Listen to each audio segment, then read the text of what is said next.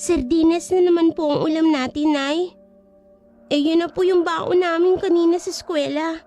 Pinagtatawanan na nga po kami ng mga kaklase namin. Ay, pasensya na kayo mga anak. Walang-wala talaga kasi tayo ngayon. Yan lang ang kaya natin. Hayaan inyo, kapag sumweldo na si nanay, abay ibibili ko agad kayo ng masarap na ulam. Ano bang gusto ninyo? Kanya-kanya na kami ng request noon dahil nagtanong na siya ng mga gusto namin. Natawa na lang si nanay sa mga pinagsasabi namin. Sa puntong yun ay bumalik na ulit ang sigla ni Bebang. Siya pa nga ang nakarami sa amin ng ulam. Maya-maya pa ay nakauwi na rin si Tatay Pidring. Pero napansin ko noon na parang hindi maganda ang timpla niya. Oh, mahal. Nandiyan ka na pala. Tamang-tama. Patapos na akong maghain. Halika na rito at sabay-sabay na tayong kumain. Dahan-dahan siyang lumapit pero tumayo lang sa harap ng mesa at mariing napakamot sa ulo. Lalo ring sumama ang itsura ng mukha niya. Sardinas na naman? Oo, Pidring. Wala Pambihira naman buhay to. Nabigla talaga kami sa ginawa niya. Wala na ngang nakaimik sa amin ng mga kapatid ko. Sobrang lakas kasi ng sigaw niya. Abot hanggang sa mga kapitbahay namin. Nag-aalala na nga ako ng mga oras na yun. Sardinas na naman ang ulam kahapon. At nung isang araw, tutubuan na yata ako ng hasang. Wala na bang iba? Pasensya ka na. Kinakapos talaga kasi tayo ngayon. Naubos na yung ibinigay mo sa akin. Anak ka ng teteng Susan! Paano nangyari yun? Hindi ba't kabibigay ko lang sa'yo nung nakaraan? Siningil na kasi ako ni Mirna nung isang araw. Umiram kasi ako sa kanya.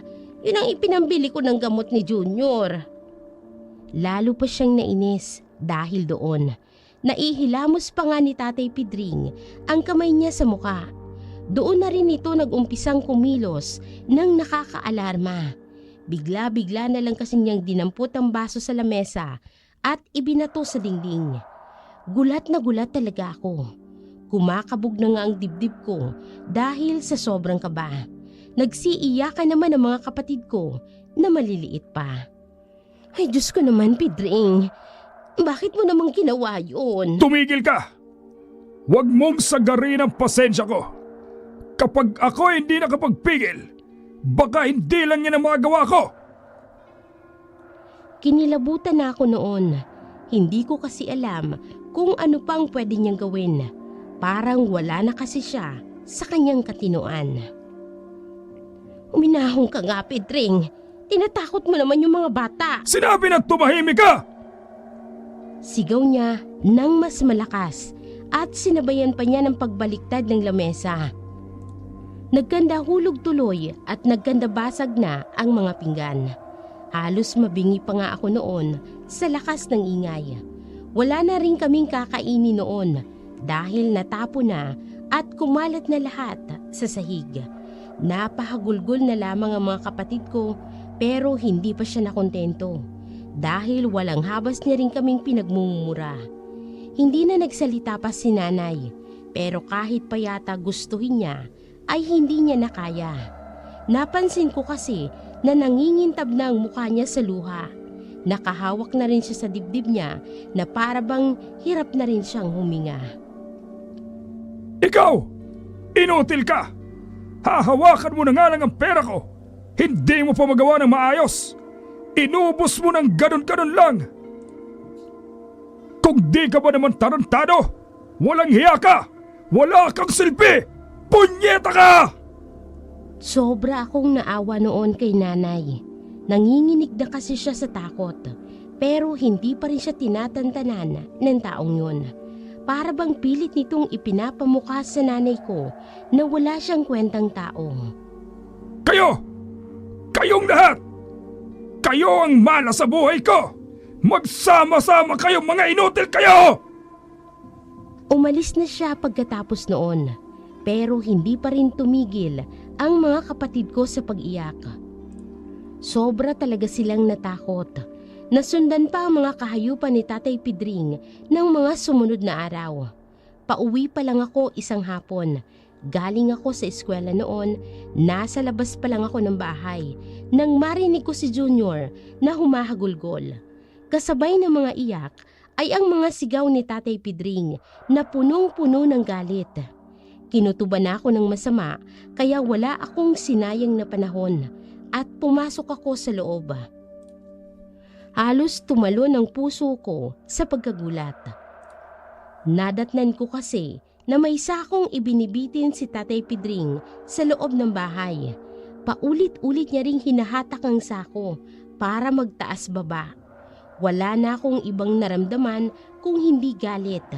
Dali-dali ko siyang itinulak, saka ko ibinaba ang sako. Tama nga ang hinala ko.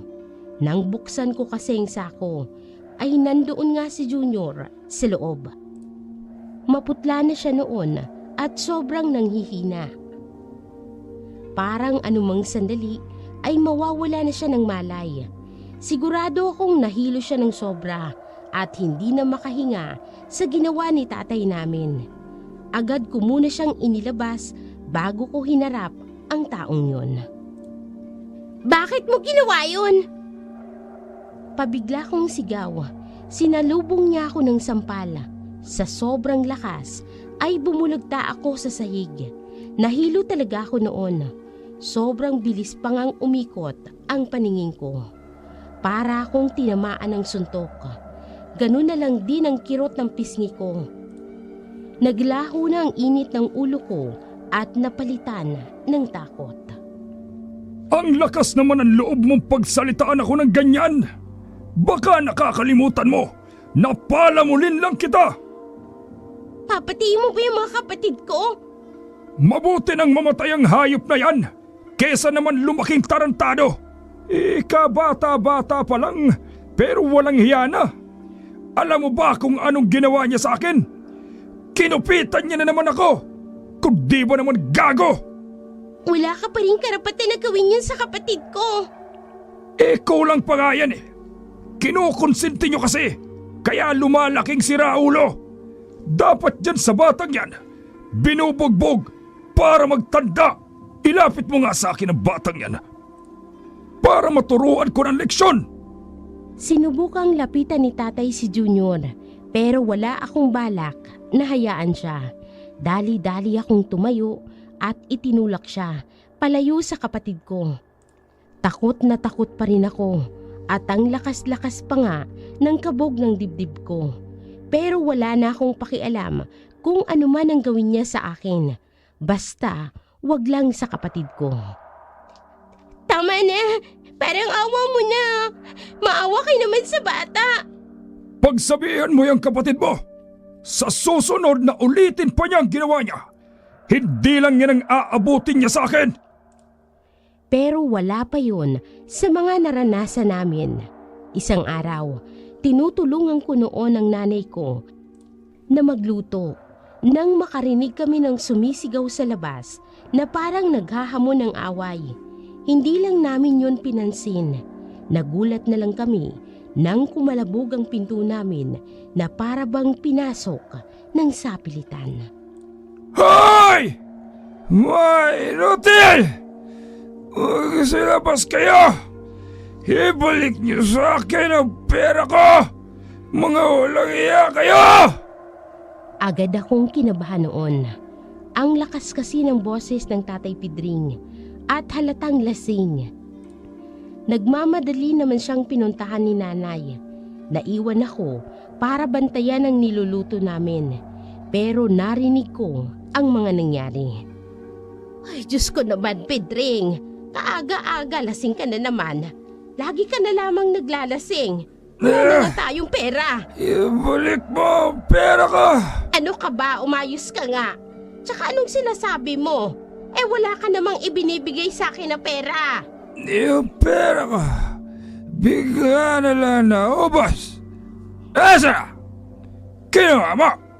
Hindi ba? Ikaw ang alam kong kukuha doon. Wala. Ay wala nga akong kinuhang pera sa'yo. Paano naman hindi mauubos ang pera mo? Lagi ka nalang umiinom. Sinungaling ka! Ano ba, Pedring? Nasasaktan ako. Sigaw ng sigaw ang nanay ko. Ganoon na nga lang ang pag-aalala ko. Kaya naman iniwan ko ang niluluto ko at pinuntahan sila. Nangyari na nga ang pinangangambahan ko. Naabutan ko si tatay habang hawak niya ang buhok ng nanay ko. Ang gulo-gulo na ng buhok niya noon. Nakita ko rin na may pasa na siya sa muka. Pero hindi pa rin ako kontentong walang hiya. Dahil hinatak niya ang ulo ni nanay, sa kanya iniumpog sa pinto. Bumagsak si nanay sa sahig at humahagulgol na. Napasigaw na lang ako noon sa tindi ng galit ko. Hayop ka! Tahasan ko siyang sinugod sa tindi ng galit ko.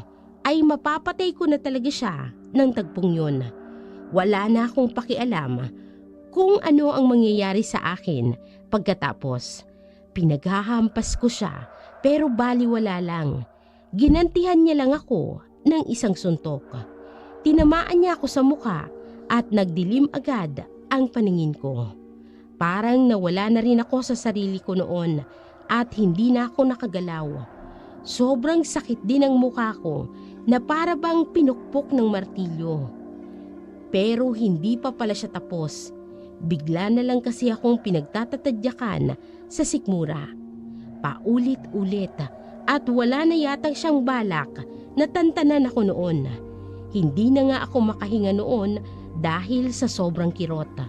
Pakiramdam ko ay parang nadurog ang mga lamang loob ko.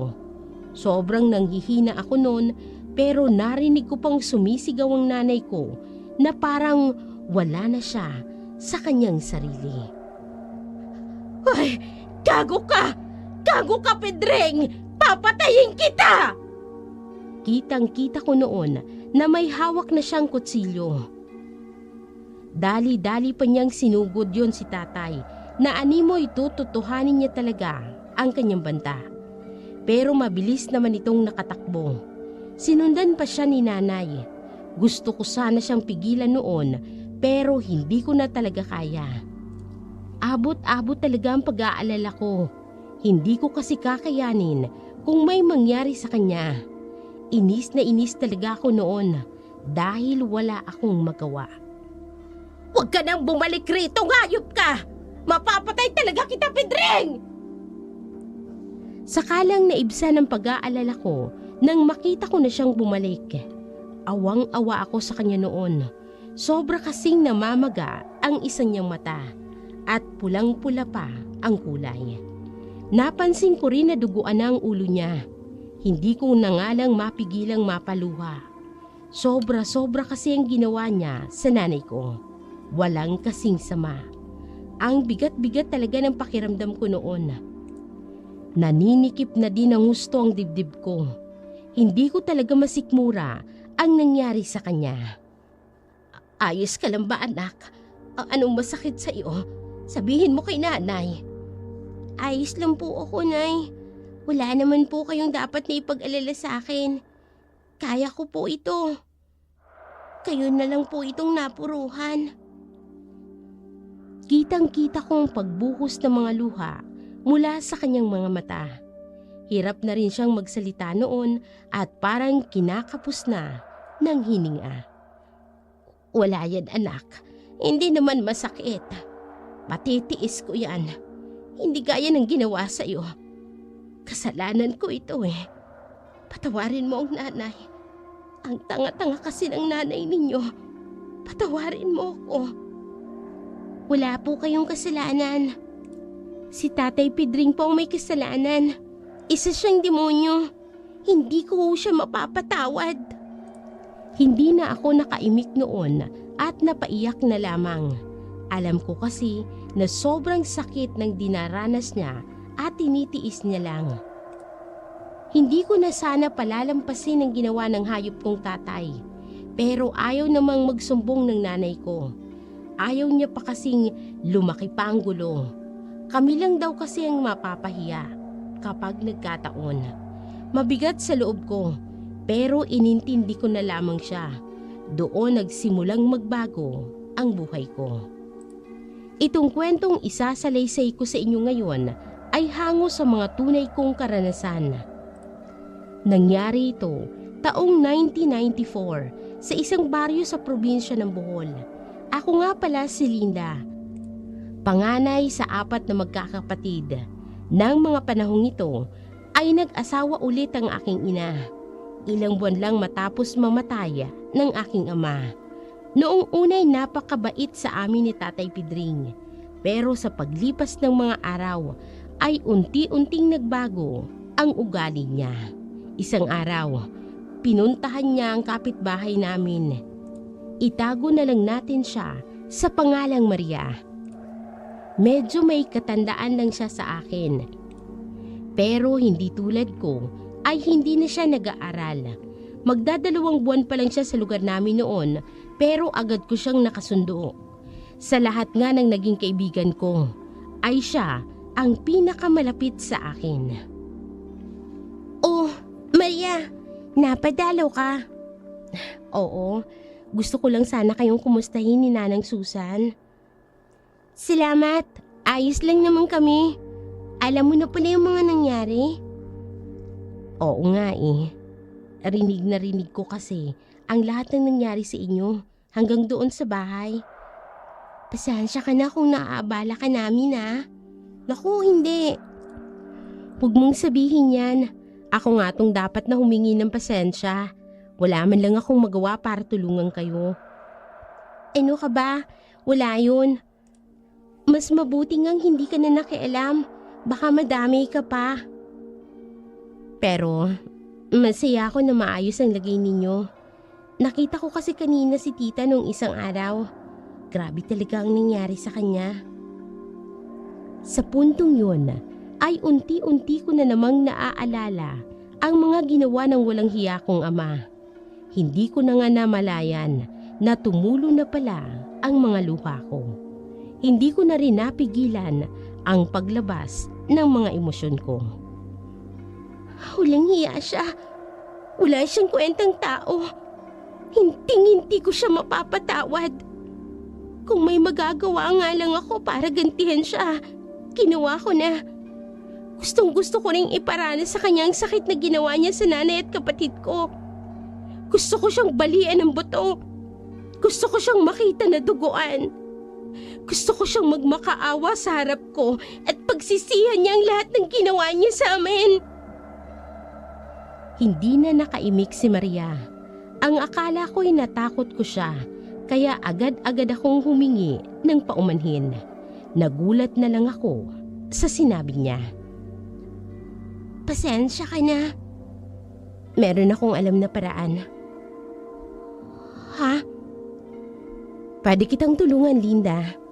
Meron akong alam na paraan para makaganti ka kay Manong Pedring. Ako ang hindi nakapagsalita sa sinabi niyang yun. Nabigla kasi talaga ako sa sinabi niya sa akin. Pero mas nanaig pa rin ang galit ko noon, kaya nagkaroon ako ng interes. Paano? Napalingon pa si Maria sa paligid namin para masiguro na walang ibang makakarinig sa sasabihin niya. Mapagkakatiwalaan ba kita, Linda? Oo naman. Bakit ba? Huwag kang mabibigla ah. Ano kasi, may lahi akong aswang. Nanlamig ang buong katawan ko sa ibinunyag sa akin. Nagtayuan din ang lahat ng balahibo ko sa katawan. Ni hindi kasi sumagi sa isip ko ang isang kahindik-hindik na bagay na sasabihin ni Maria. Alam naman ng lahat sa amin ang tungkol doon at alam din ng lahat na hindi yun ginagawang biro. Ano ba naman yung sinasabi mo, Maria? Kilabutan ka nga. Nagsasabi ako ng totoo. Hindi madali sa aking aminin sa'yo ang tungkol sa bagay na ito. Pero malaki naman ang tiwala ko sa'yo, Linda. Hindi ka ba talaga nagbibiro, Maria? Pero, paano naman nangyari yun? Kasi, Parang normal ka naman. Hindi ko kasi tinanggap ang pagiging aswang. Hindi ko kasi kaya ang ginagawa ng mga magulang ko. Nagalit sila sa akin hanggang sa hindi na magkasundo ang pamilya ko. Kaya lumayas na lang ako. Hindi ko na alam ang mararamdaman ko noon. Kinikilabutan kasi ako sa sinabi niya. Pero litong-lito ako sa pinag-uusapan namin. Teka lang Maria, naguguluhan ako eh. Ang sinasabi mo ba sa akin? Kailangan mong maging aswang. Halos suminto ang tibok ng puso ko noon. Parang hindi na nga ako makapag-isip. Sobra talaga akong nabigla sa sinabi niya. Anong ibig mo sabihin? Kailangan mong maging katulad namin. Para makaganti ka, may alam akong paraan kung paano mo magagawa ang mga yun. Pasensya ka na Maria. Nakalimutan ko. May gagawin pa pala ako eh. Salamat sa pagbisita mo. Ganoon na lamang talaga ang takot ko noon. Kung ano-ano na kasi ang sinasabi ni Maria. Para na siyang nasisiraan ng bait. Dali-dali akong pumasok sa loob noon at nagtago. Kabadong-kabado kasi ako. Saka lang ako nakahinga nang makita ko na siyang umalis. Dahil sa nangyari ay ilang araw ko siyang iniiwasan. Parang wala pa kasi akong lakas ng loob na kausapin siya. Pero may nangyari na tuluyang nagpabago ng isip ko. Isang gabi kasi nang makauwi ang nanay ko ay nahuli ko siyang iyak ng iyak. Hindi lang yun, dahil may pasa na naman siya sa kanyang mukha. Nay, ano pong nangyari? Si Tatay Pedring na naman ba ang may gawa niyan? Oo anak. Lalo pang tumindi ang galit ko noon. Sobrang kapal kasi ng mukha ng taong yun. Para ulitin niya pang saktan ang nanay ko. Hinarang niya ako kanina sa daan. Alam niya kasi na may sweldo ako ngayon. Pinilit niyang kunin ang sweldo ko. Hindi naman ako makakapayag na ipangbisyo niya lang yun. Kaya hindi ko ibinigay. Kaso, bigla na lang siyang nagalit tapos sinaktan niya ako. Wala na akong magawa anak. Tinangay niya lahat ng pera natin. Sumusobra na po talaga siya. Hindi na po tama ang ginagawa niya. Pupunta po ako sa barangay ngayon para isumbong siya. Hindi anak, wag na. Bakit po? Huwag niyo pong sabihin sa akin na hahayaan na lang natin ang gagong yun. Sobra na po siya, inay. Pinagbantaan niya kasi ako. Sa oras daw na magsumbong ako, o di kaya isumbong siya, may mangyayari daw sa inyong masama ng mga kapatid mo. Anak, ayoko nang saktan niya pa kayo ulit. Hayaan na lang natin siya. Sa sobrang sama ng loob ko noon, ay wala man lang akong magawa upang maipagtanggol ang mga mahal ko sa buhay. Naaalala ko, grabing iyak ako ng gabing yun. Pero hindi pa rin naibsan ang bigat ng nararamdaman ko. Umabot na rin sa punto na desidido na akong gawin ang lahat para lang magbayad ang taong yun. Kaya kinabukasan ay agad-agad kong pinuntahan si Maria sa bahay niya. Naabutan ko pa nga siya noon na nagwawalis. Ikaw pala Linda, ang aga mo yata ha? Ano bang sa atin? Pumapayag na ako Maria.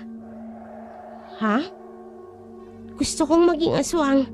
Hindi ba sinabi mo tutulungan mo ko? Sigurado ka na ba dyan? Diyan sa sinasabi mo? Oo Maria, sawa na akong maging mahina. Sawa na akong tinatapak-tapakan lang kami ng ibang tao. Lahat gagawin ko para makaganti. Pakiusap Maria, tulungan mo ko. Parang awa mo na. Kahit ano gagawin ko. Niintindihan kita Linda. Bukas na bukas din, pupuntahan natin ang sitio na malapit doon sa bundok. May kilala akong matanda na nakatira doon.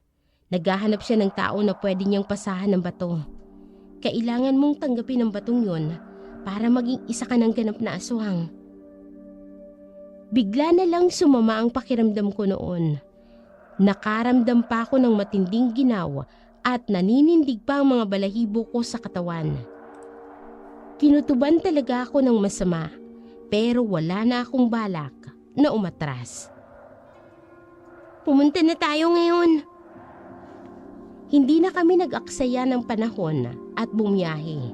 Mahigit 1 oras din ang itinagal namin sa daan hanggang sa makarating kami sa isang liblib na lugar. Nagtataasan ng mga puno sa daan namin. Lubak-lubak din ang kalsada. Ibinaba naman kami ng jeep sa isang lugar na nagkalat ang makakapal na damo at wala man lang kabahay-bahay. Naglakad pa kami noon ng kulang-kulang ng 30 minutos bago namin narating ang isang bahay. Pero nang makarating na kami sa lugar na yun, ay unti-unti nang nagbago ang pananaw ko. Unang tingin ko pa lamang kasi sa bahay na yun, ay nakaramdam na agad ako ng kakaiba. Ewan ko ba, pero hindi ko talaga maipaliwanag. Noon lang ako nakaramdam ng ganoon sa buong buhay ko. Bigla-bigla na lang ding lumamig ang hangin noon, kaya tinalaban ako at nag-alinlangan. Naunang pumasok si Maria upang kausapin ang mga kakilala niya. Naiwan tuloy akong mag-isa sa labas. Kinikilabutan na talaga ako ng mga oras na yun.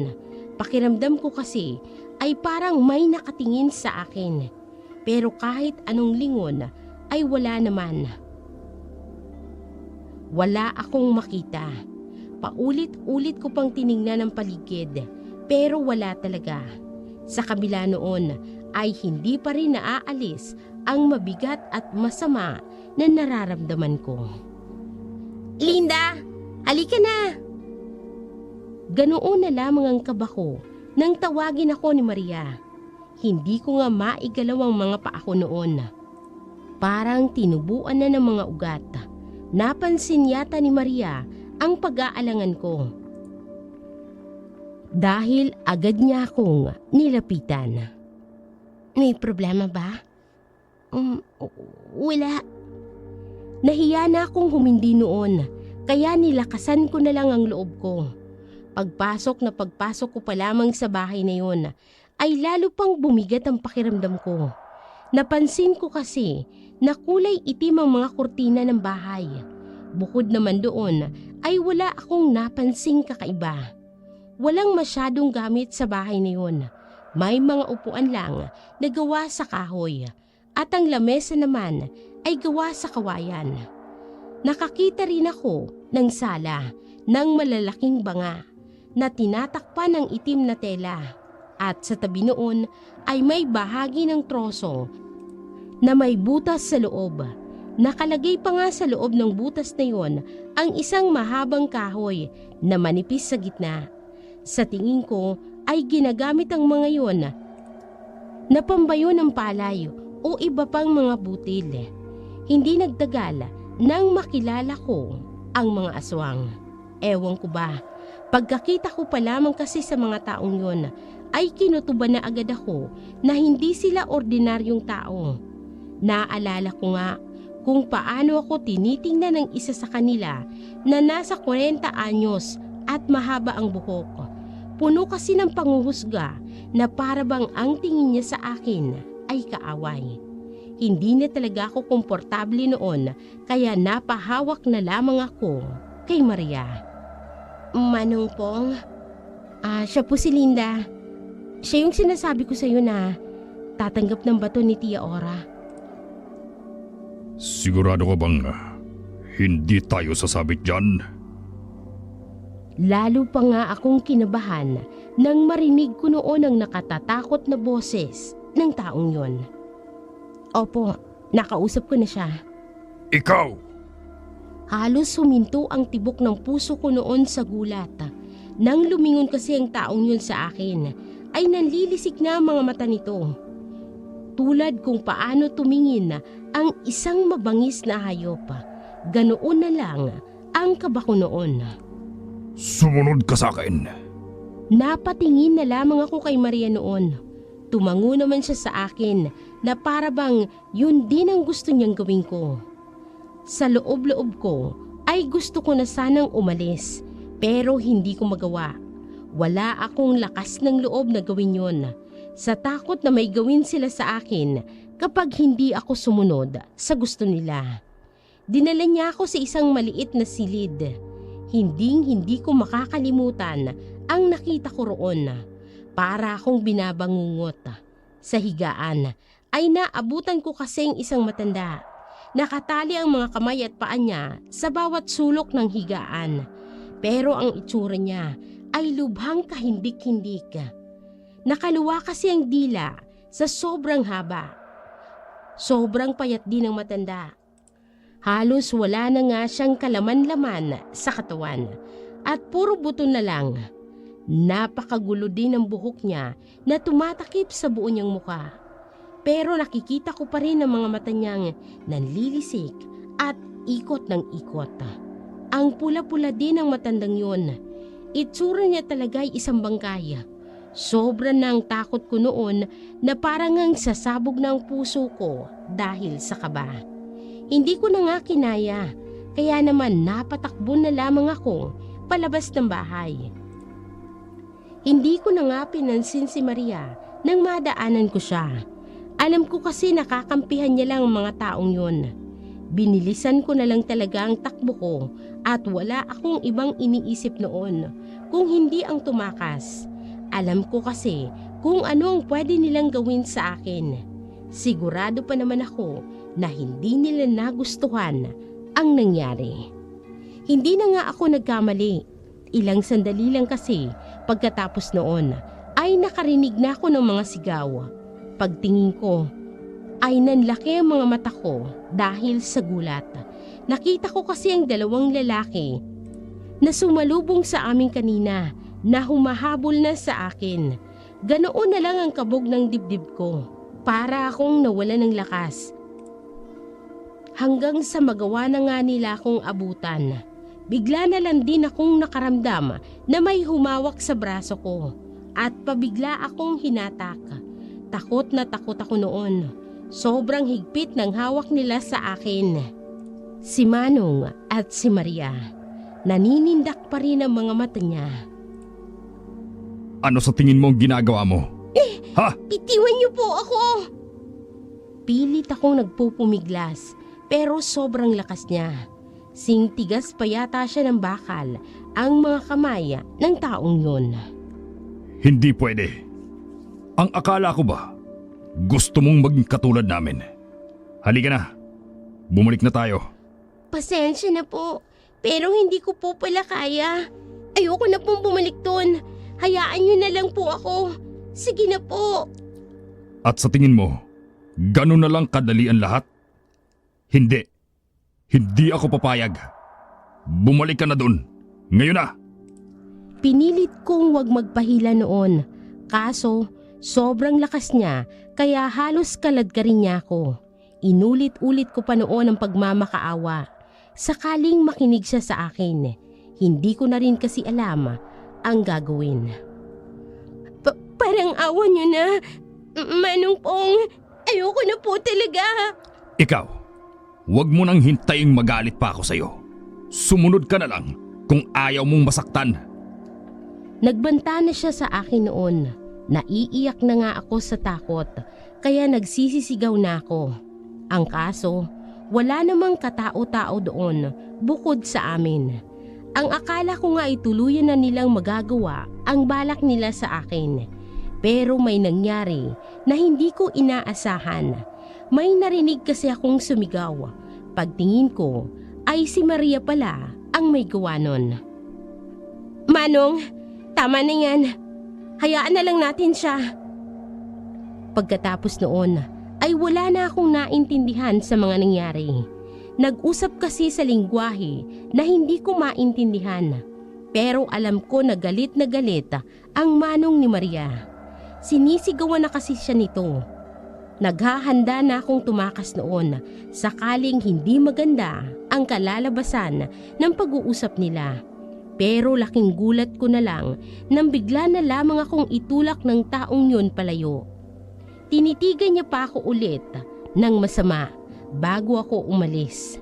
Nang makita kong unti-unti nang lumalayo ang taong yun, ay mistula akong nabunutan ng tinik sa dibdib. Umuwi na tayo. Nakahinga na ako ng maluwag nang sabihin niya yon. Kaso, noong pauwi na kami, ay hindi na ako iniimik ni Maria. Pagdating namin sa baryo, ay nagmamadali na siyang dumiretso sa bahay niya na parang wala siyang kasama. Hindi ko siya masisi noon. Siguro kasi ay napahiya siya sa nangyari. Pero sa kasamaang palad ay hindi pa natapos doon ang problema ko sa mga taong yun. Isang araw kasi, nang makauwi ako galing sa pagtitinda, ay agad akong sinalubong ni Nena. May bisita daw ako noon. Nagtaka ako dahil wala namang kasi akong inaasahan na darating. Kaya pinuntahan ko na agad. Nanlaki na lang ang mga mata ko sa gulat. Nandoon kasi sa loob ng bahay namin ang mga kamag-anak ni Maria. Hindi na maganda ang kutob ko noon, kaya pinaalis ko muna ang kapatid ko bago ko sila kinausap. Madami pala kayong magkakapatid. Anong ginagawa niyo rito? Napangisi naman ang lalaking yun na parang may nakakatawa sa sinabi ko. Kinakamusta ka lang namin. Masama ba? Umalis na kayo. Pakiusap lang po. Ganyan ka ba makitungo sa mga bisita mo, Linda? Kadarating-rating pa lang naman namin, pero pinaalis mo na kami kaagad. Madami po kasi akong ginagawa. Kaya kung wala naman po kayong importanteng sasabihin, mabuti pang umalis. May kailangan tayong pag-usapan. Wala tayong kailangan pag-usapan. Hindi ba sinabi ko na, hindi ko nagagawin yung bagay na yun? Mag-uusap tayo sa ayaw mo o sa gusto. Napalunok na lamang ako noon sa takot. Masama na kasi ang tingin sa akin ng taong yun. Hindi ko na nga alam ang gagawin ko. Alalang-alala na rin ako kung anong pwede nilang gawin ng mga oras na yun. Humihingi ako ng tawad sa inyo kung naabala ko kayo. Pero hindi ko na talaga magagawa ang sinasabi ninyo. Pasensya na po talaga. Ganon-ganon na lang ba, Linda? Ano pong ibig mong sabihin? Hindi ba't alam mo na ang pinakatatagong sikreto ng pamilya namin? Alam mo rin ba kung anong pwedeng mangyari sa amin sakaling kumalat ang lihim na yon? Ano po bang gusto ninyong gawin ko? Gusto lang naming makasiguro na wala kang ibang pagsasabihan. Kung hindi, alam mo na ang mangyayari. Opo, nangangako po ako. Wala akong ibang pagsasabihan. Wala pong ibang makakaalam ng tungkol sa bagay na yun. Wala po akong pagsasabihan. Siguraduhin mo lang. Pagkatapos noon, ay nagmamadali na silang umalis. Nahimas ko nga ang dibdib ko noon dahil sa bilis ng kabog. May kasunduan na kami ng taong yun, kaya hindi na sumagi sa isip ko ang naganap na mga sumunod na araw.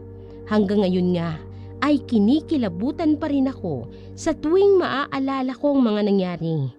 Isang gabi kasi, mga pasado 7:00, pauwi pa lang ako sa amin noon. Galing ako sa bahay ng kaklase ko nang may mapansin akong nakatayo sa tabi ng kalsada. Nag-iisa lang ang taong yun doon na para bang may hinihintay. Hindi ko alam kung bakit, pero masama ang kutob ko noon. Pero ipinagpatuloy ko pa rin ang paglalakad. Wala naman kasing ibang daanan papunta sa amin. Nakatalikod ang taong yun at nakatingin sa malayo. Pero nang sandaling malapit na ako sa kanya, ay bigla-bigla na lang siyang napalingon.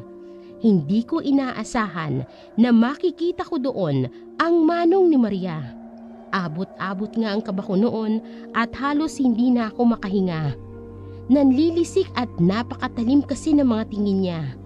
Ramdam na ramdam ko talaga ang galit. Parang gusto niya akong saktan.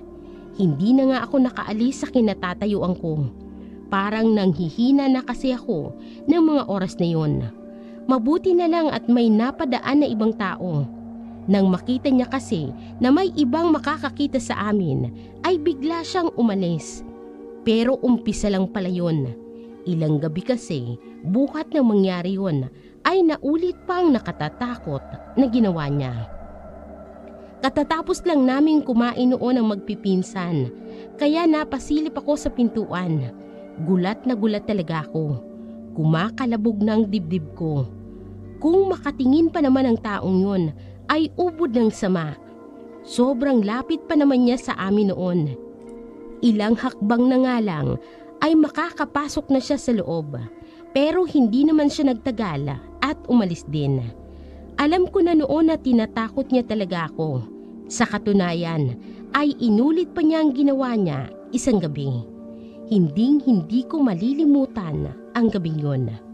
Nagpapahinga na ako noon nang magising ako dahil parang may tumatawag sa akin. Palakas yun ng palakas na para bang pinipili talaga akong gisingin. Ang akala ko noon ay isa lang yun sa mga kapatid ko. Inis na inis pa nga ako noon dahil ayaw kong maistorbo. Napilitan tuloy akong bumangon upang kausapin siya. Nawala agad ang antok ko. Wala naman kasi akong ibang nakita sa kwarto ng mga oras na yun. Nagtataka pa nga ako. Iniisip ko na lang din na guni-guni ko lang ang lahat. Kaso hindi. Agad ko rin kasing narinig ang nooy nakakapangilabot na boses. Punong-puno yun ng kasamaan. Hanggang sa mapatingin ako sa bintana. Para akong binabangungot. Nandoon kasi sa bintana at nakatitig sa akin ang isang napakapangit na nilalang. Napakahaba ng mukha niya at puno ng makakapal na buhok. Napakaitim ng balat niya na gaya ng kulay ng nasa paniki. Napansin ko rin na mayroon siyang matatalis na ngipin. Pero ang lubhang ikinatatakot ko ay ang malalaki at nagbabaga niyang mga mata. Malademonyong nilalang na yun. Paulit-ulit pa niyang tinatawag ang pangalan ko. Kaya napatili na lang ako para hindi ko siya marinig. Dali-dali naman akong pinuntahan ni nanay. Pagtingin ko naman sa bintana ay wala na ang halimaw. Pero sobrang lakas pa rin ng kabog ng dibdib ko noon. Para na nga akong hihimatayin. Hindi na biro ang ginagawa ng taong yun. Kaya naman kinabukasan ay agad kong sinadya si Maria upang kausapin. Naabutan ko siyang nagwawalis noon. Nang makita niya naman akong papalapit ay agad siyang tumigil at akmang papasok na sana sa loob. Pero dali-dali ko siyang hinawakan sa kamay para pigilan. Sandali lang Maria, kailangan kitang makausap. Pasensya ka na Linda. Pero may gagawin pa ako. Sa puntong yun, ay hindi ko na napigilang mapaiyak. Pakiramdam ko kasi ay wala nang tutulong sa akin. Sige na naman Maria parang awa mo na. Kailangan kong tulong mo. Ikaw lang ang makakatulong sa akin. Lumuhod pa ako noon para lang pagbigyan niya ako hanggang sa hindi na nga ako natiis. Sige, tumayo ka na dyan. Alam na siguro ni Maria na hindi biro ang problema ko. Pinatuloy niya pa kasi ako sa bahay niya at pinainom ng tubig. Doon ko isiniwalat ang lahat sa kanya. Ano? Paano nangyari yun?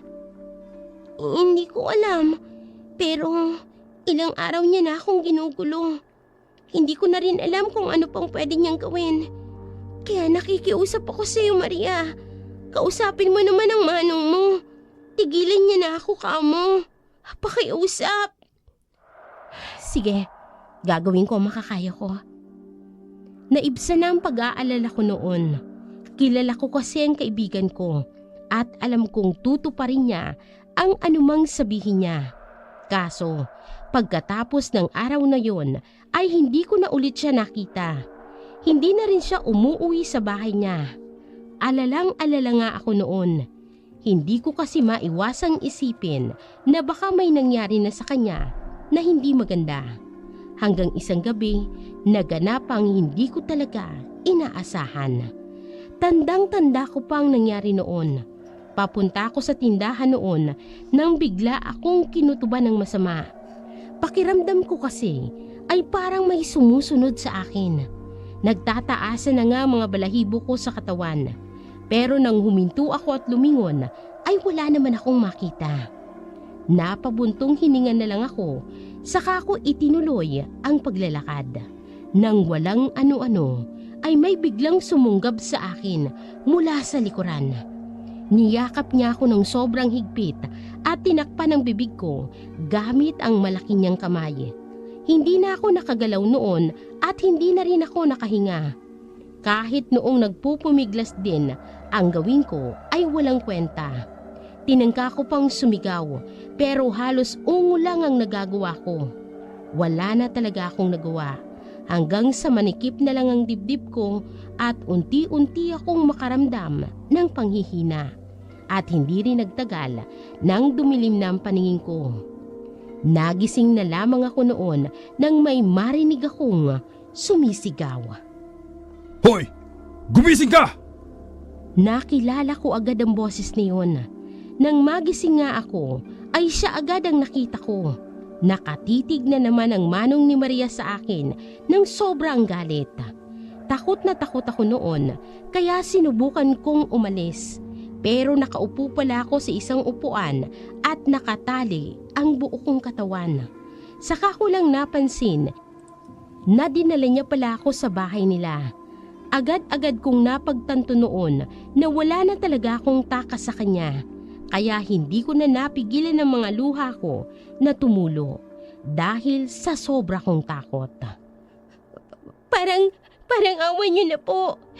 Pakawalan niyo na po ako. Hindi ko po talaga kaya ang gusto ninyo. Manahimik ka! Papakiusapan ko pa sana nang bigla akong makarinig ng sigaw. Pagtingin ko naman sa paligid ay madali kong nakita ang matandang babae sa higaan nito. Kinilabutan ako agad sa nakita ko.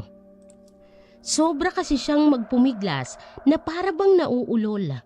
Taliwas yun ang huli ko siyang makita na nanghihina at halos hindi na makagalaw. Sobrang gulo din ang buhok niya at naglalabasa naman ang mga ugat sa liig niya.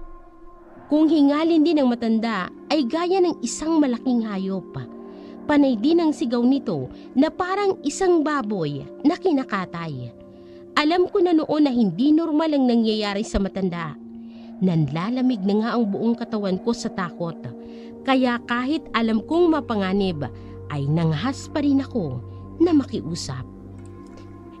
Parang awan niyo na po. Hindi ko po talaga magawa. Sinabi ng manahimik ka!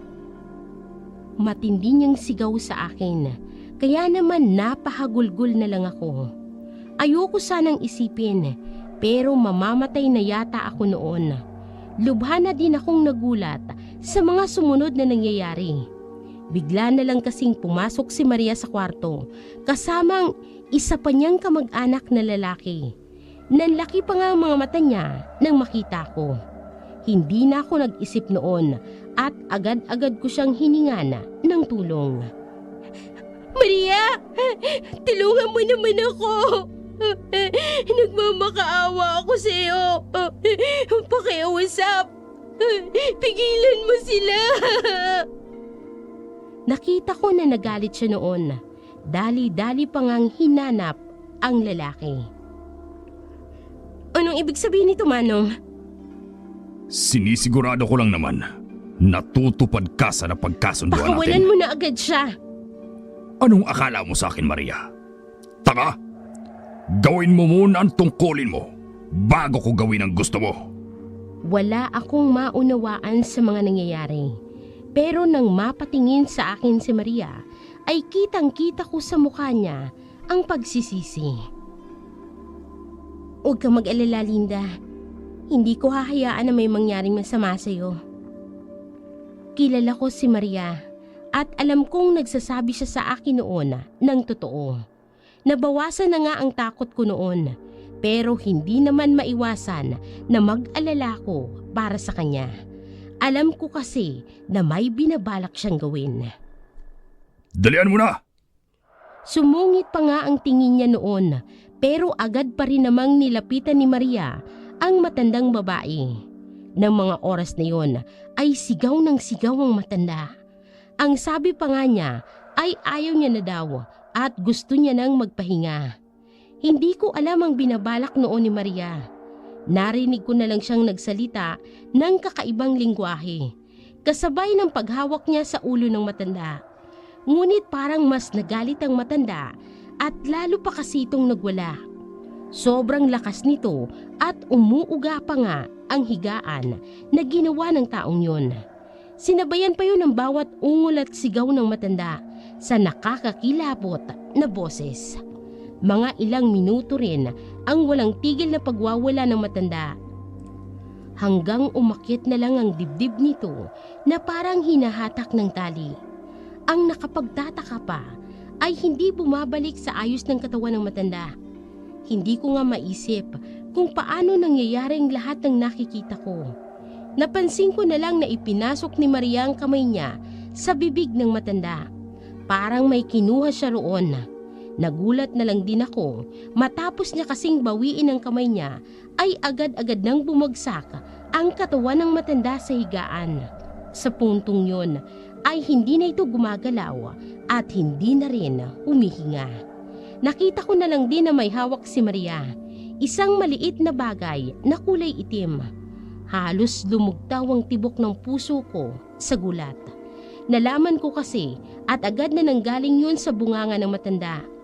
Kinilabutan nga ako noon, pero wala pa yun sa kilabot na naramdaman ko nang isubo ni Maria ang bagay na yun sa bibig niya. Sobra talaga akong nandiri sa ginawa niya. Halos masuka na nga ako.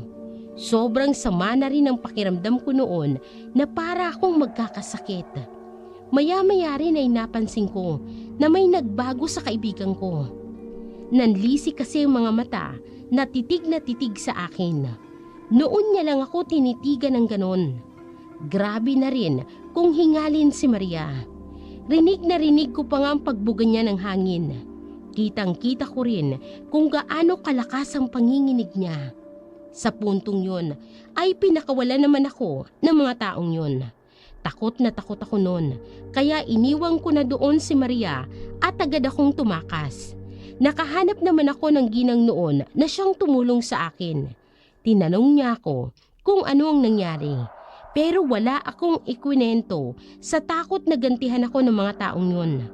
Pagkatapos nga ng mga pangyayari ng gabing yun, ay ilang araw kong hindi nakita si Maria. Sobra-sobrang pag-aalala ko noon. Halos hindi na nga ako makatulog sa gabi sa kakaisip. Wala rin naman kasing pwedeng makatulong sa akin. Litong-lito na ako noon at hindi ko na alam ang gagawin ko. Isang araw, nagulat na lang ako, may nakapagsabi sa akin na nakauwi na raw si Maria. Dali-dali ko siyang pinuntahan noon. Tama nga ang narinig ko. Nang makita ko nga siya, ay agad-agad ko siyang nilapitan. Alalang-alala ko noon sa kanya. Ang dami-dami ko ring tanong. Pero ayaw niya nang alalahanin pa ang mga nangyari. Nirespeto ko na lang ang gusto niya. Ang mahalaga naman sa akin ay makita siyang ligtas. Pero sa pagdaan ng mga linggo ay unti-unti kong napapansin ang mga pagbabago sa kilos ni Maria. Ibang-iba na talaga ang mga kilos niya at hindi normal. Naaalala ko pa ngang nangyari isang araw. Nagkakatay ako ng isa sa mga alaga naming manok noon at nagulat na lang ako. Nakita ko na lang kasi siya na nasa loob na pala ng kusina namin. Hindi ko napansin na pumasok siya kaya sobra akong kinabahan. Diyos ko naman, Maria. Nandiyan ka lang pala. Bakit hindi ka man lang nagsasabi? Nagulat tuloy ako. Pasensya na. Naamoy ko kasi na may masarap kang niluluto. Kaya agad-agad akong pumunta dito. Takang-taka na ako ng mga sandaling yun. Hindi pa naman kasi ako nag-uumpisang magluto. kaya hindi ko alam kung anong sinasabi niyang masarap. Lalo ko pang ikinabahala ang mga sunod niyang ginawa. "Pwede ko bang tikman?" Tanong niya habang nakaturo sa karni ng manok at nakalagay sa mangkok. Katatapos ko lang hiwain ang mga yon, kaya litong-lito talaga ako. "Hindi pa kasi luto yan. Baka sumakit ang tiyan mo." "Pwede na yan, Linda." Hindi ko na siya napigilan nang kumuha siya ng piraso ng karne na agad-agad niyang isinubo. Ang lakas pa nga ng pagnguya ni Maria na para bang sarap na sarap siya sa pagkain. Napansin ko pa ngang tumulo ang laway niya. Para talaga siyang gutom na gutom ng mga oras na yon. Hindi pa siya nakontento sa isa at umulit pa. Pero hindi pa yun ang pinakamalala. Ilang araw kasi pagkatapos noon ay may ginawa ulit siyang lubhang nakakabahala. Papunta ako ng tindahan noon nang mapansin ko si Maria na kausap ang kabaryo naming buntis na si Lena. Ganoon na lang kasi kung amuy-amuyin at halikan ni Maria ang tiyan ni Lena. Tuwang-tuwa pa talaga siya. Pero napansin ko na hindi komportable si Lena. Agad-agad akong lumapit para kausapin siya. "Maria?" "Oh, Linda, ikaw pala. Halika, tingnan mo si Lena, oh. Ang laki-laki ng tiyan niya, oh. Nakakatuwa." Hindi na yata nakatiis si Lena dahil nagpaalam na siyang aalis. Pero napansin ko sa mukha ni Maria na hindi siya sumasang-ayon. "Sandali lang, Lena. Teka lang." Akma niya pang hahabulin si Lena, pero nahawakan ko na agad siya at pinigilan. "Hayaan mo na siya, Maria." Hindi, Linda. Hindi mo kasi naiintindihan." "Lena, sandali lang! Huwag ka na munang umalis! Lena!" Sumisigaw siya noon na sobrang lakas. Halos kaladkarin niya na ako. Ayaw niya talagang paalisin si Lena. "Bitiwan mo ako, Linda!" Galit siya noon kaya lalo ko siyang hindi binitiwan hanggang sa hindi ko na nakikita si Lena at nakalayo na. "Sinabi ng bitawan mo ko!" Sobrang lakas niya noon kaya wala akong nagawa kung hindi ang bumitiw. Mabuti na lang at nakaalis na si Lena noon. Kaso ako naman ang pinagbuntunan ng galit niya.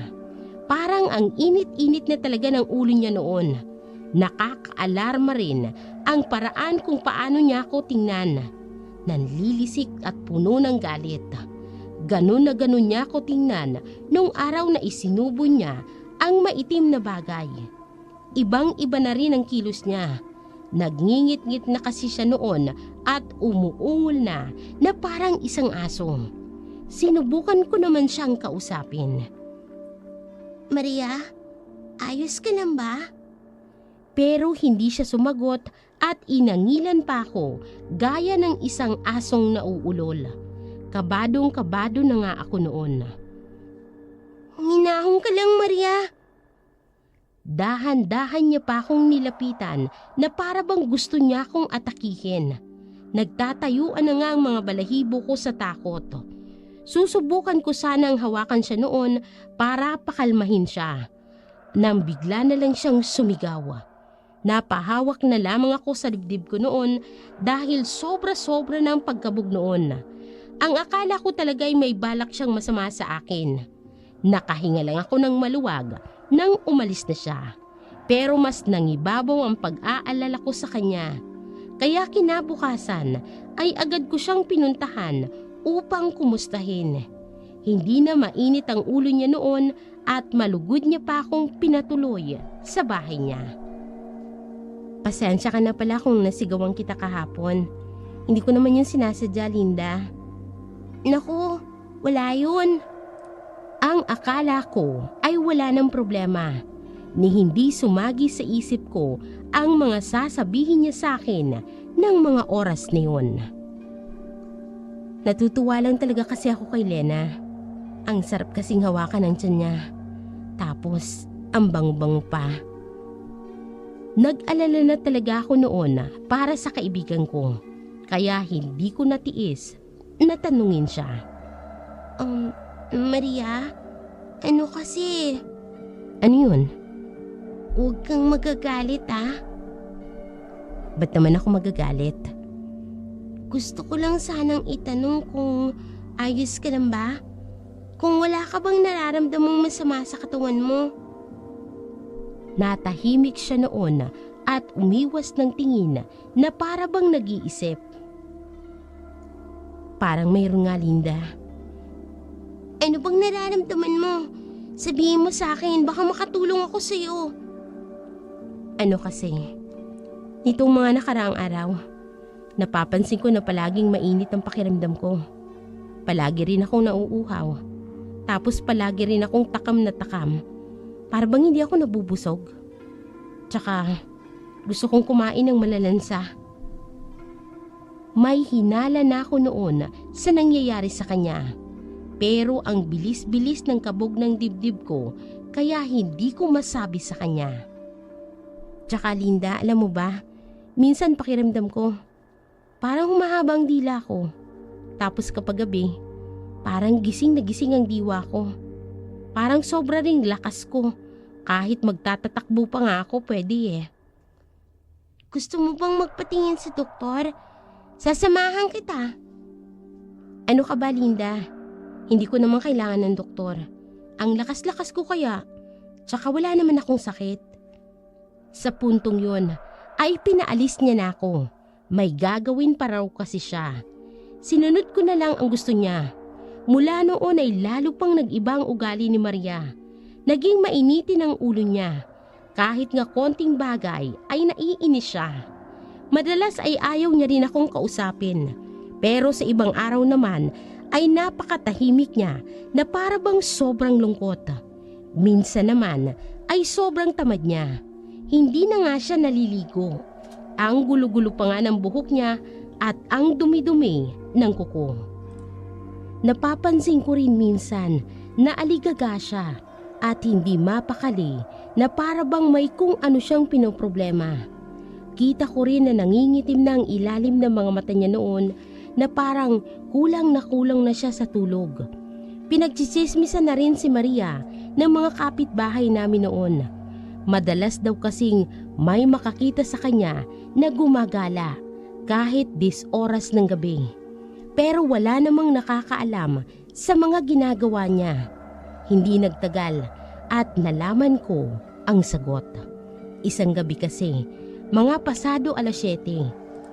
Pinuntahan ko siya noon para dalhan sana ng ulam. Pero naabutan kong nakasarado ang bahay niya. Tawag din ako ng tawag pero wala namang sumasagot. Nakabukas naman ang ilaw noon kaya lumapit ako sa bintana para sumilip. Napansin ko noon na ang gulo-gulo ng bahay niya pero hindi ko siya nakita. Nagtataka nga ako. Sinubukan ko naman siyang hanapin sa likod bahay nila. Doon na ako nakapansin ng kakaiba. Nakakita kasi ako ng sariwang dugo sa lupa. Kinilabutan na ako ng mga oras na yon. Ganun na lang din ang kaba ko. Hindi ko kasi maiwasang isipin na baka may nangyari ng hindi maganda sa kaibigan ko. Maria? Maria, nasan ka? Sumagot ka! Maria! Sigaw ako ng sigaw noon pero wala namang sumasagot sa akin. Hindi na ako mapakali noon kaya inikot ko na ang buong bahay. Hindi kalayuan ay nakakita ulit ako ng mga patak ng dugo sa lupa. Sariwa rin ng mga yon gaya ng una at parang gumapang din ang mga patak na yon patungo sa likod bahay nila kung saan maraming makakapal na damo. Hindi na ako nagdalawang isip na sinundan ang mga bakas. Maria, nandiyan ka ba? Pakiusap, sumagot ka naman. Hindi ko alam kung bakit, pero ang sama-sama na ng kutob ko ng mga oras na yun, na para bang anumang sandali ay may mangyayaring hindi maganda. Pero nilakasan ko na lamang ang loob ko. Kailangan ko kasing hanapin si Maria nang walang ano-ano'y Umalingasaw ang lansa ng buong paligid.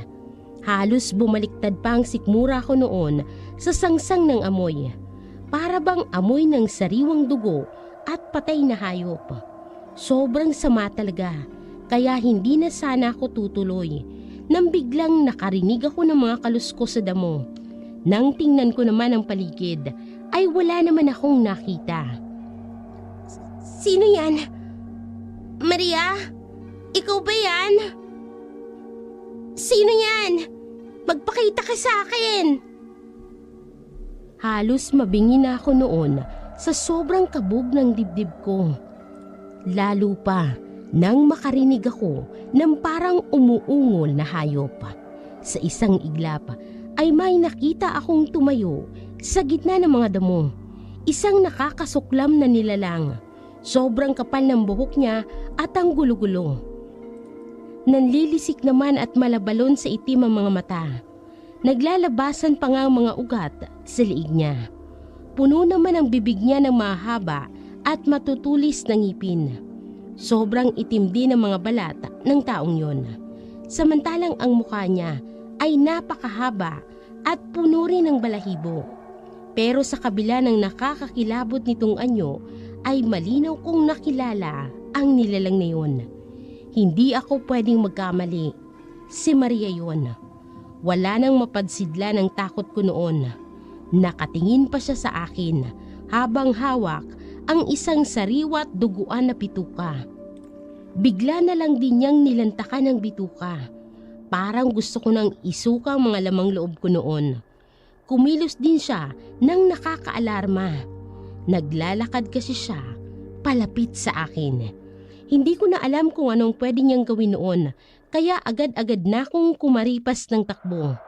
Nang mga sumunod na araw, ay maaga akong pumapasok sa eskwela para hindi na ako makita ni Maria.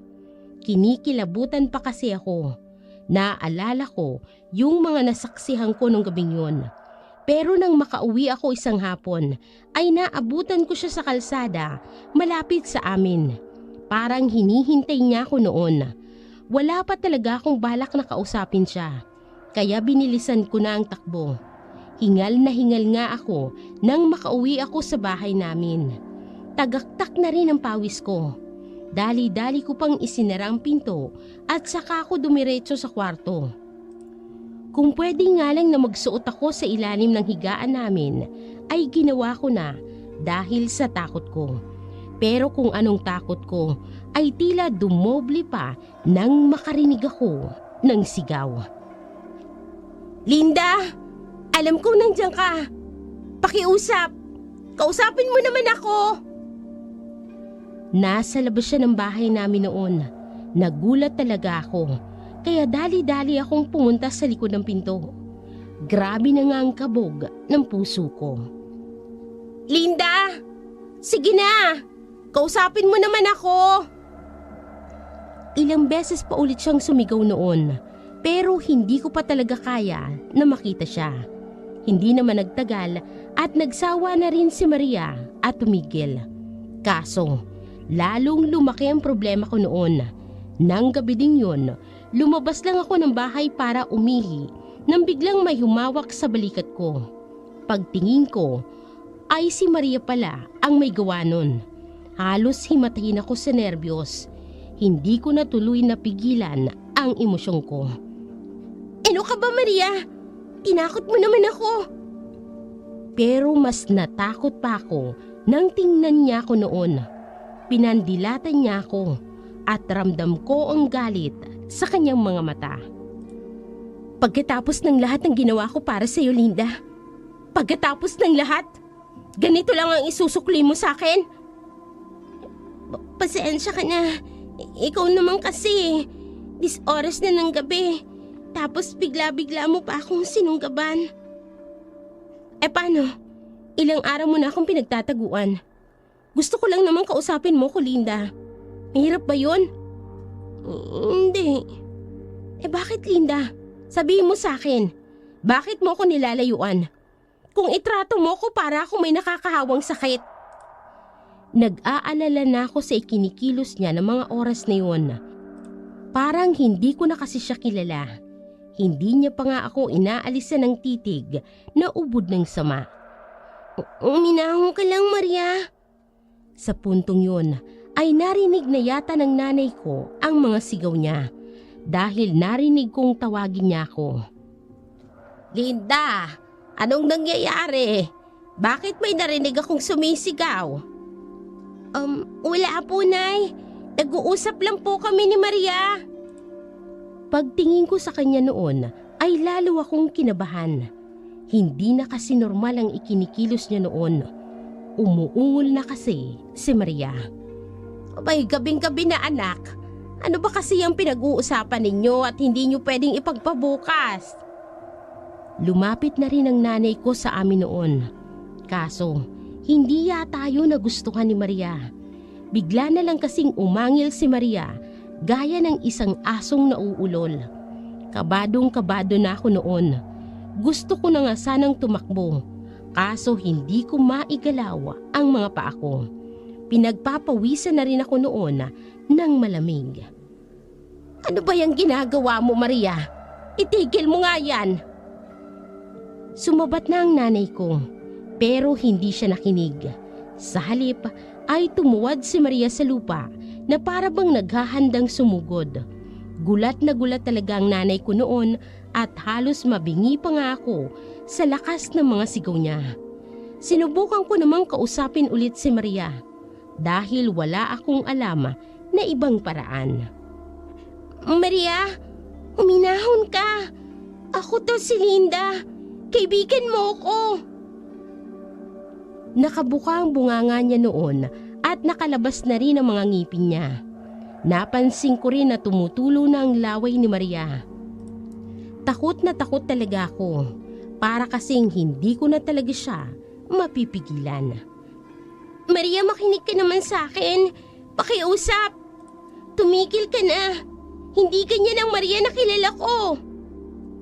Mabuti na lang at mistulang natauhan siya sa puntong yun. Nawala kasi bigla ang galit sa mukha niya at dali-daling umalis. Nang makaalis na nga si Maria ay labis na akong nanghina. Para na akong naubusan ng lakas noon.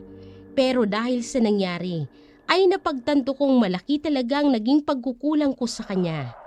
Sarili ko lang kasi ang iniisip ko noon. Imbes na damayan ko siya sa mga pinagdadaanan niya ay iniwan ko siya ng mag-isa. Pinagsisisihan ko ng sobrang mga nagawa ko. Pero hindi ko pa rin magawa na harapin siya. Madami na akong pinoproblema noon at nadagdagan pa. Nang minsan kasi akong umuwi sa bahay, ay nadatnan ko sa bahay namin na ang gulo-gulo. Para kaming binagyo. Nagkalat pa nga ang lahat ng mga gamit namin na parang ipinagtatatapon. Maya-maya ay napansin ko ring nakakalat ang mga damit ko. Kinabahan na ako noon. Tama nga ang hinala ko. Nakita ko na lang kasi ang alkansya ko na nabuksan na at wala ng laman. Iyak ako ng iyak noon. Yun kasi ang lahat ng pera na pinagtulungan naming ipunin ni nanay. Malaking tulong sana yon para sa pang-araw-araw namin at sa gamot ni Junior. Sobrang sama ng loob ko noon. Hindi ko na nga napansin na nandoon pala si Maria. Kitang-kita ko sa mga mata niya na nag-aalala siya sa akin. Ayos ka lang ba, Linda? Wala na akong nararamdamang takot noon sa kanya. Parang siya na lang ulit ang matalik kong kaibigan. Dali-dali ko nga siyang nilapitan at niyakap. Agad niya naman akong pinahinahon at saka ko na ikwento sa kanya ang lahat. Kung ganon, may nagnakaw ng ipon mo? Oo, tama ka. Walang hiya talaga ang taong yun. Hindi siya marunong lumaban ng patas. May kutob na ako noon kung sino ang maaaring nagnakaw sa pera ko. Kaso wala naman akong patunay hanggang sa magtapat sa akin si Maria. Ang totoo kasi niyan, nakita kong may pumasok sa bahay ninyo kanina. Sino? Sabihin mo nga sa akin, Maria. Si Manong Pidring. Hindi nga ako nagkamali, kaya dali-dali kong pinuntahan ng magaling kong ama. Sinamahan naman ako ni Maria para patutuhanan ang ibinibintang ko. Naabutan namin siya noon na umiinom kasama ang mga kaibigan niya. Sa puntong yun nga ay lalong lumakas ang kutob ko. Hindi na nga ako nakatiis at sumugod. Ang kapal naman ng mukha mong hayop ka! Malakas kong sigaw kaya napatingin naman ang lahat ng mga lasenggos sa amin. Sobrang tapang na rin ang tingin niya sa akin noon. Anong sinasabi mo? Ha? Ninakaw mo ang pera ko. Walang hiya ka. Tapos ginamit mo para sa bisyo ninyo. Ang husay mo rin, ano? Ano naman sa'yo ngayon? Kulang pa nga yan sa lahat ng pinalamong ko sa pamilya ninyo. Umami na siya noon, kaya naman ang init-init na ng pakiramdam ko at para na akong sasabog sa galit. Ibalik mo ang pera ko. Ngayon na! Ano ka? Hello? Maligas ka? Tsaka, mag-iingat ka nga sa pananalita mo. Baka hindi kita matansya. Sa sobrang galit ko ay sinugod ko na siya. Kaso, sobrang lakas niya pa rin at itinulak lang ako. Nang bumangon ako at sumugod ay sinampal ako. Gustong gusto ko talagang saktan siya pero hindi ko naman kaya. Humalis ka na, babae ka. Bago pa ako may magawa sa'yo. Wala na kaming nagawa noon kung hindi ang umuwi. Sobra-sobrang iniyak ko noon at ang hapdi-hapdi na nga ng mga mata ko. Pero parang hindi pa rin ako nauubusan ng luha. Kailangan kasi talaga namin ang pera na yun. Pero winaldas lang ng suga pa akong tatay. Walang hiya talaga siya. Hindi ko siya mapapatawad. Gustong gusto ko talaga siyang saktan. Huwag kang mag-alala, Linda. Ako nang bahala. Hindi ko alam kung ano pang ibig sabihin ni Maria sa sinabi niya noon. Pero hindi naman siya nagpaliwanag. Hindi na nga maalis sa isip ko ang sinabi niya. Kaya nung gumabi na ay sinadya ko siya sa bahay niya. Gaya ng huli akong nagpunta roon ay nakasarado na naman ang bahay. Hindi ko na naman siya nakita. Nag-alala ko noon. Naisip ko kasi na baka sinumpong na naman si Maria. Ganoon na lamang ang kaba ko. Pero nagpasya pa rin ako na hanapin siya. Hindi ko kasi maatim na pabayaan ulit si Maria. Hinanap ko siya sa buong bahay niya hanggang sa mapunta ako sa likod ng bahay niya kung saan maraming makakapal na damo. Nakita ko ulit siya doon pero ng mga oras na yon ay parang may pupuntahan siya. Hindi na nga ako nagdalawang isip na sundan si Maria. Baka kung ano na naman kasi ang gawin niya. Papunta siya noon sa gubat kaya lalo pa akong naghinala na may hindi magandang mangyayari. Kaya mas binilisan ko pa para abutan siya. Hindi nagtagal ay napansin ko siyang tumigil at umupo sa tabi ng isang mataas na puno. May kutob na ako noon na parang may gagawin siya. Kaya nagtago na lamang muna ako at naghintay. Maya-maya ay naglabas na siya ng isang maliit at itim na libro na kanyang binasa ng malakas. Malapit lang ako sa kanya noon kaya rinig na rinig ko ang bawat katagang binibigkas niya noon. Pero wala akong maintindihan. Ibang lingwahe yata ang gamit niya noon. Inulit-ulit pa ni Maria ang mga katagang sinasabi niya. Hanggang sa makaramdam na ako ng sobrang sama. Bigla-bigla na lang ding lumakas ang ihip ng hangin. Tagos nga hanggang sa buto ang ginawa. May kutob na ako noon na dahil yun sa ginagawa ni Maria. Tinatalaban na ako ng matinding takot kaya gusto ko na sanang umalis. Kaso ng mga oras na yun ay sobrang bigat na ng katawan ko at hirap na akong gumalaw. Hindi na nga ako nakakaalis at nasaksihan ko pa ang lalong paglakas ng boses ni Maria. Rinig na rinig ko nang unti-unting magbagong boses niya. Noong unay naging boses lalaki siya, pero hindi nagtagal ay mas lumalim pa ang tinig niya hanggang sa maging nakakakilabot na tunog. Parang tulad ng isang demonyo. Napansin ko din noon na naglalabasan ng mga ugat niya sa liig. Maya-maya naman ay nangitim na rin ang kulay ng kanyang balat. Ilang sandali pa'y bigla-bigla na naman siyang sumisigaw na para bang dumadaan siya noon sa matinding sakit. Lalo pa akong natakot sa mga sumunod kong nasaksihan. Dahan-dahan kasing umikot ang ulo ni Maria. Nanlaki talaga ang mga mata ko. Hindi kasi nababali ang liig ni Maria kahit na umabot hanggang sa likod ang ulo niya. Nagtuloy-tuloy pa nga ang pag-ikot hanggang sa makabalik ang ulo niya sa dati nitong pwesto. Pero sa puntong yon ay hindi pa rin tumigil ang ulo ni Maria sa pag-ikot. Hindi na nga ako makapaniwala hanggang sa mapansin ko na lang ang unti-unting paghaba ng kanyang ulo. Bigla na lang din siyang tinubuan ng makakapal na buhok sa muka. Nagbago na rin noon ang mga mata niya at dahan-dahan na naging pula. Maya-maya ay humaba na rin ang mga ngipin niya. Ganoon din ang mga kuko niya sa kamay at paa. Sa puntong yon ay tumigil na rin siya sa kasisigaw at ganoon na lang ang lalim at pagkahingal niya. Alam ko na noon na tapos na ang pagbabagong anyo niya. Isa na siyang ganap na halimaw. Hinang-hina na ako noon nang bigla na lang siyang tumuwad na gaya ng aso at tumakbong gamit ang mga kamay niya at paa.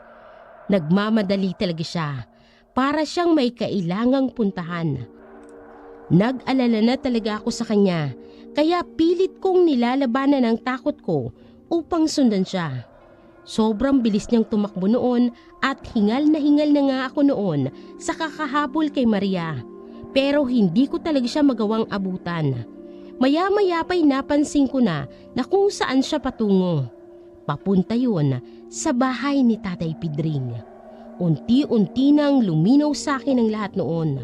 Sa takot ko na sa kung anong pwede niyang gawin ay pilit ko pang binilisan. Nang makarating na nga ako doon, ay nakarinig agad ako ng nagsisigawan. Lalo pang lumakas ang kutob ko, kaya wala na akong sinayang na panahon hanggang sa maabutan ko nga si Maria na nakatayo na lang siya noon. Pero napansin ko na duguan na ang bibig niya at ang mga kuko niya. Halos tumalon pa ang puso ko noon sa sobrang kaba. Napansin ko kasi na titig siya noon kay Tatay Pidring. Nakaupo na lang ang tatay ko noon sa lupa. Duguan na siya nang makita ko. Tulong! Tulong! Tulungan niyo ako! Sigaw na rin siya ng sigaw noon, pero wala namang ibang tao doon na pwedeng magligtas sa kanya. Lumayo ka sa akin. Alimaw ka! Lumayo ka! Kitang-kita ko rin na umiiyak na siya noon sa sobrang takot. Siguro ay alam niya na noon kung gaano kahirap ang ginawa niya sa amin. Parang awa mo na. Sigaw niya na ikinagalit ni Maria. Bigla na lang kasi siyang umungol. Nagsalita pa si Maria gamit ang kasumpa-sumpa niyang boses. Ang akala mo ba may magliligtas pa sa'yo? Wala na, Pidring. Papatayin na kita! Sa loob-loob ko ay masaya na ako noon. Sobra-sobra na kasi kaming naiganti ni Maria. Kaso may bigla na lamang sumagi sa isip ko. Konti na lang kasi ay tuluyan ng matatapos ang problema namin sa taong yun. Gulong-gulo na nga ako noon. Hindi ko na kasi talaga alam ang gagawin ko. Nagulat na lang ako nang marinig kong humiyaw si Tatay Pidring. Pagtingin ko sa kanya, nang ganyan ay nakita kong sinaksak siya ni Maria gamit ang mga kuko niya. Bumaon ang lahat na matatalim na kuko ni Maria sa paa niya. Hindi na nga makatayo si tatay at wala na siyang ibang nagawa kung hindi ang gumapang. Tulong! Tulungan niyo ako! Ayoko pang mamatay! Hindi na ako nakatiis noon. Kahit sobra-sobra na kasi ang galit ko ay hindi ko naman maatim na dungisan ni Maria ang kamay niya dahil lang sa taong yon. Maria! Sigaw ko at agad naman siyang napalingon sa akin. Kinilabutan pa nga ako sa sama ng tingin niya, lalo pa sa boses niyang makapanindig balahibo. Linda, nandiyan ka na pala. Tamang-tama. Panoorin mo kung anong gagawin ko sa walang hiya mong tatay. Napansin ko noon, nagulat na gulat si Tatay Pidring sa mga nangyayari. Pero gaya ng dati, sobra pa rin ang kapal ng pagmumukha niya. Parang awa mo na, Linda. Iligtas mo ako. Nagmamakaawa ako sa'yo. Tulungan mo ako, anak. Tumahimik ka! Hindi ka tutulungan ni Linda dahil papatayin na kita. Wag! Wag! Susugod na si Maria noon. Dali-dali namang gumapang ang tatay para tumakas. Kaso, madali lang siyang naabutan ni Maria. Hinawakan siya nito sa isang paa at kinaladkad pabalik. Napasigaw na lamang ako. Wag, Maria! Itigil mo na yan! Ano? Anong sinabi mo? Parang awa mo na, Maria. Itigil mo na yan. Bigla-bigla na lang siyang napasigaw na para bang sobra siyang nadismaya. Ganoon na nga lang ang kaba ko sa naging kilos niya. Maria, huminahon ka lang. Makakaganti ka na, Linda. Makakaganti ka na. Papatayin ko siya. Hindi ba yun ang gusto mo? Hindi mo na kailangang gawin yun. Hindi mo na kailangang manakit para sa akin. Nasisiraan ka na ba, Linda? Pwede ko na siyang patayin ngayon. Kapag ginawa ko yun, hindi niya na ulit kayo masasaktan. Alam ko, Maria, pero ayaw ko namang gumawa ka ng bagay na pagsisisihan mo sa bandang huli. Kaya, Maria, nakikiusap ako sa'yo. Tumikil ka na. Sa puntong yun, ay napasigaw pa si Maria ng sobrang lakas. Takot na takot pa nga ako. Hindi ko na kasi alam kung ano ang pwede niyang gawin. Pero huminaho naman siya pagkatapos noon at saka nagmamataling tumakas. Hindi ko na ulit siya nakita pagkatapos noon. Mabilis kasing kumalat sa lugar namin ang pagiging aswang niya. At kapag bumalik siya, ay sigurado akong mapapatay siya ng mga kabaryo namin. Dahil sa nangyari, ay naputulan naman ang paa si Tatay Pidring. Nagalit pa siya sa akin noon at sinisi ako sa nangyari sa kanya. Pero wala na siyang nagawa noon para saktan uli kami. Utang ko ang lahat ng yun sa kaibigan ko. Napakarami niyang isinakripisyo para lang sa akin. Pero sa huli ay hindi ko man lang siya napasalamatan.